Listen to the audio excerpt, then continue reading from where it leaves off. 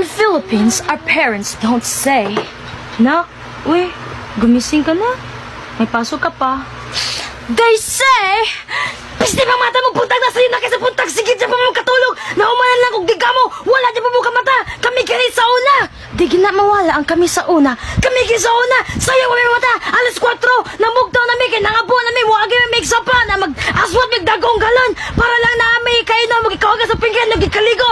Pero kamo, mga tamaran kay mo. Wala mo naliwat na mo. Lahira kami sa una. Sa una, mamangmanguan pa may baka o kanding o panait panugway. Antes may eskwela. Tagan pa kayo may buhaton sa'yo sa buntag. Pero dili pa may malate. Kamo gani. Igo na lang pukaon pa kanon. Pero malit japon mo.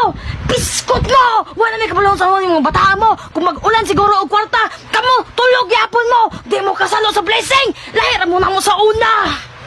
Ang ana ang among parents dito sa Philippines. So, wala na may mahimo, okay?